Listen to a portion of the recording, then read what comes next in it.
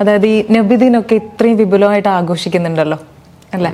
അപ്പോൾ ഈ കുട്ടികൾക്ക് ഈ ഒരു നബിദിനത്തിൽ എന്ത് കാര്യമാണ് പറഞ്ഞു കൊടുക്കുക? നബി എന്ത് ചെയ്തു, എങ്ങനെയുള്ളവനാണ്, അങ്ങനെയൊക്കെ നമ്മൾ ഒരു മാതൃകയായിട്ട് കാണിച്ചു കൊടുക്കുമ്പോൾ അവരുടെ പോസിറ്റീവ് സൈഡ്സ് നമ്മൾ പറഞ്ഞു കൊടുക്കണമല്ലോ. അപ്പോൾ ഏത് രീതിയിലാണ് പറയുക? സത്യത്തിൽ അതൊരു വലിയൊരു പ്രശ്നമുള്ളൊരു ഏരിയ ആണത് എന്നെ സംബന്ധിച്ചിടത്തോളം. കാരണം ഞാനും കുറേ ഈ നബിദിനവും അതൊക്കെ ആയിട്ട് നടന്നിട്ടുള്ള ഒരാളാണ്, അതിലൊക്കെ പങ്കെടുത്തിട്ടുണ്ട്. ഒരു മതത്തിൻ്റെ ആഘോഷം എന്നുള്ള നിലയ്ക്ക് ഒരു സംഗതി ചെയ്യുന്നതിനോടൊന്നും നമുക്ക് എതിർപ്പല്ല. അതൊക്കെ വേണം തന്നെയാണ് ഞാൻ പറയാം. നബിദിനമൊക്കെ വേണം. ഞാനിപ്പോഴും നബിദിനം പരിപാടികളൊക്കെ വരുമ്പോൾ നമ്മൾ അതിനോട് യോജിപ്പ് തന്നെയാണ് ഞാൻ പറയാം.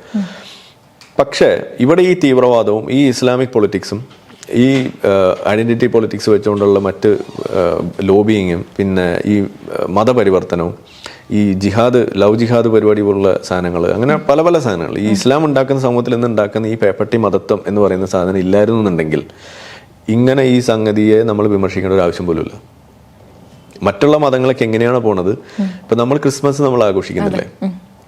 ക്രിസ്മസിലുള്ള അതിൻ്റെ ഐതിഹ്യം നമ്മൾ ഉൾക്കൊണ്ടിട്ടാണോ നമ്മളത് ആഘോഷിക്കുന്നത്? അത് ആ ഒരു ഒത്തുചേരലിനുള്ള ഒരു വഴിയായിട്ട് നമ്മൾ കാണുന്നു. ഓണം നമ്മൾ ആഘോഷിക്കുന്നു, അതിലെ ഐതിഹ്യത്തെ നമ്മൾ ഉൾക്കൊണ്ടിട്ടാണ് അല്ല, അതൊരു ആളുകളുടെ ഒരു സന്തോഷം. നബിദിനം വരട്ടെ, നമുക്കത് ആഘോഷിക്കുന്നതിന് ബുദ്ധിമുട്ടുണ്ടോ? ഒരു പെരുന്നാൾ, വലിയ പെരുന്നാൾ, ചെറിയ പെരുന്നാൾ വരട്ടെ, നമുക്കത് ആഘോഷിക്കുന്നതിന് ബുദ്ധിമുട്ടുണ്ടോ?